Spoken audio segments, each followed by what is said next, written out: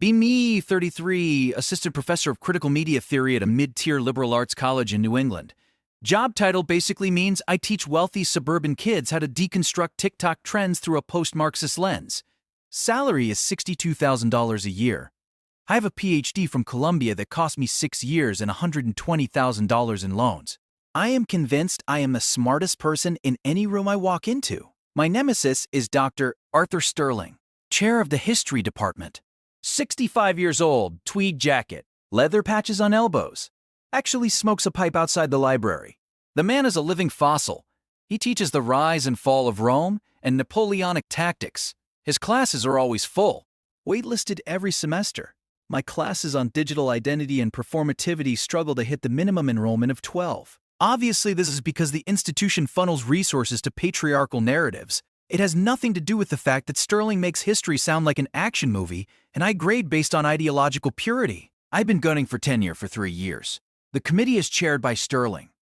He's polite, sickeningly polite. Good morning, Dr. Vance. I hope your semester is going well, Dr. Vance. Interesting article you published on the semiotics of emojis, Dr. Vance. The tone is dry. Desert dry. I can hear the judgment. He thinks I'm a lightweight. He thinks my field is a joke. I decide to take him down, not just for me, for the future of the academy, for progress. The plan starts in the faculty senate meetings. Sterling proposes a budget adjustment, wants to cut funding for the experimental media lab, my office with a green screen, to buy new maps for the history department. I raise my hand. My heart is pounding. Arthur, this feels like an erasure of modern discourse in favor of colonialist cartography. The room goes silent. Sterling looks over his reading glasses. Elena, the maps we have still show the Soviet Union. It's a matter of accuracy, not erasure. Accuracy is a construct, Arthur. Those maps represent a worldview that centers Western imperialism. He sighs. A long, tired sigh. They are maps, Doctor. Geography? Not a manifesto. The vote passes 15-4. I lose my funding. I go back to my office and scream into a throw pillow. I open Slack. I have a private channel called #The Resistance. Me and 4 grad students. Plus Chloe from the English department. I type Sterling just defunded us. He literally said accuracy is more important than inclusion. Chloe replies, he's a dinosaur. Someone needs to meteorite him. Grad student 1, I heard he failed a student last semester for using lived experience as a primary source. I smile. This is it. This is the ammo. I start digging. I hold office hours. I subtly ask students about their experiences with Sterling. Is his classroom environment safe? Does he make space for marginalized voices? Most look confused. He's hard, one kid says, but he tells cool stories about elephants crossing the Alps. Useless. Then I find Liam, sophomore. Soft-spoken, failing Sterling's class. I see him crying in the hallway. I swoop in. Liam, what's wrong?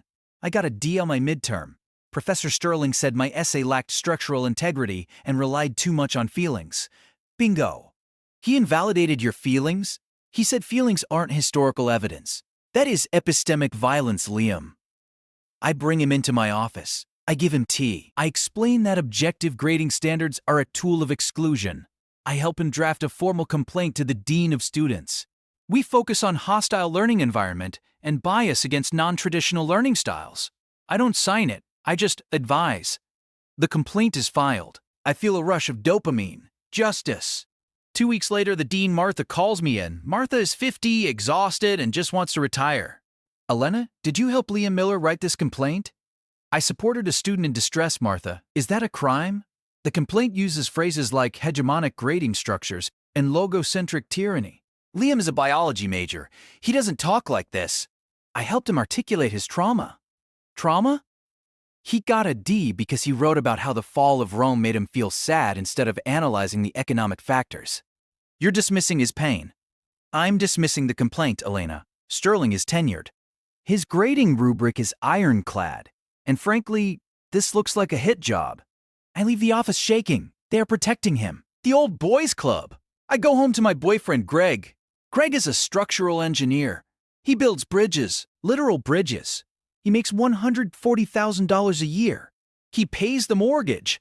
I pay for groceries and streaming services. I start venting the second I walk in. Martha is an internalized misogynist. She shut down the complaint against Sterling. Greg is cooking pasta. Sterling? The old guy you hate? I don't hate him, Greg. I hate what he represents. You said he corrected your grammar in an email once and you cried for 2 hours. It was the tone, Greg. It was condescending. Okay, so the kid failed the test. He was graded unfairly. Did he know the material? That's not the point. Greg puts down the spoon. Elena, maybe the kid just didn't study. Not everything is a conspiracy. I stare at him. Whose side are you on? I'm on the side of bridges not falling down because the engineer felt like ignoring gravity. Humanities aren't engineering. Greg, clearly. We eat in silence.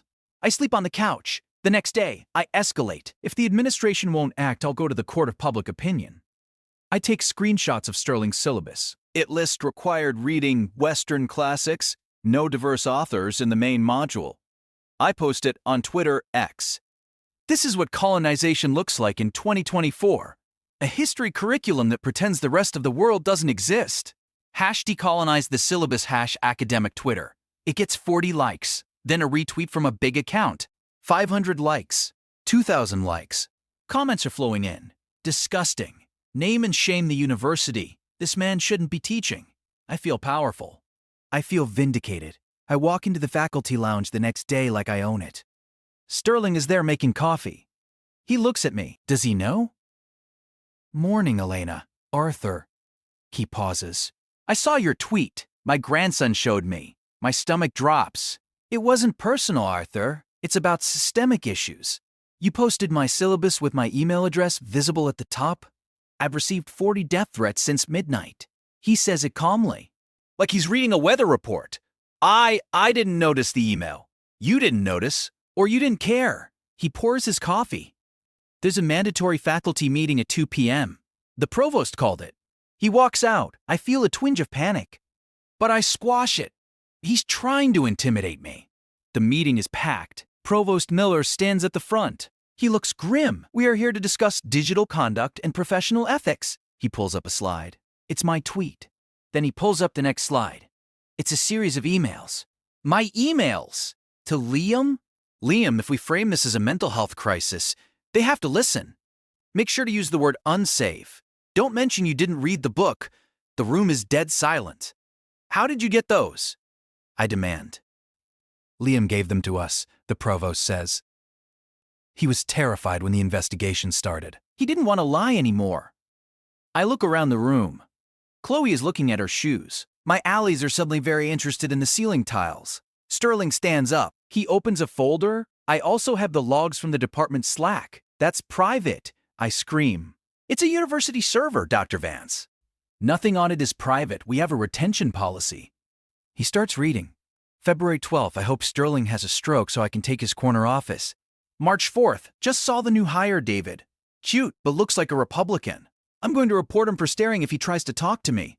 April 10th, Greg is being useless. Men are such simple creatures. I need to train him better. The room is shrinking. My face is burning. These are jokes. It's venting. Calling for a colleague's death is a joke? Sterling asks. I was punching up. You have power, I don't. You have the power to destroy reputations, Elena. And you used it. The meeting ends. I am placed on administrative leave. Pending investigation. I go home. Greg is packing a bag. I saw the live stream, he says. What live stream? Student newspaper streamed the meeting. It's viral. Greg, they ambushed me. You wished for a stroke? You call me a simple creature you needed to train? It was context. It was a safe space. You're a child, Elena. A cruel, manipulative child. He leaves. He takes the dog. Not the dog. I sit on the floor of the empty living room. I check Twitter. The tide is turned. Professor caught faking hate crimes.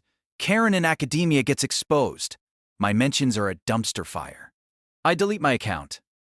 3 weeks later, I'm fired. Conduct unbecoming. Harassment of colleagues. I move back in with my parents in Ohio. My dad is a retired mechanic. My mom works at a bakery. They clear out the sewing room for me. We told you that degree was trouble, Dad says. It's not the degree, Dad. It's the system. He just shakes his head and turns up the TV. I apply for jobs. Community colleges, nonprofits, copywriting. No one calls back. Google Elena Vance and the first result is The Hoax Professor. I start a Substack, The Martyr's Voice. I write about how I was silenced by the patriarchal academic complex. I write about how Sterling used his white male privilege to hack my private communications. I get 5 subscribers. One of them is my mom. 6 months later, I'm working at a Starbucks. A guy comes in, suit, laptop bag. He looks like David, the new hire I threatened to report. He orders a latte. He smiles at me. Thanks. I recoil. Don't look at me like that. He blinks. Like what? Like you own me. I know what you're thinking. He looks confused, then scared. He grabs his coffee and leaves without the change. I feel a surge of triumph. I showed him. I assert my boundaries. I go to the break room to check my phone. I see a post from my old university. Sterling is retiring. There's a photo of his retirement party. Huge crowd. Students holding signs saying thank you. Even Chloe is there, smiling, holding a glass of wine. And in the corner of the photo, Greg, with a new woman. She looks normal. Boring.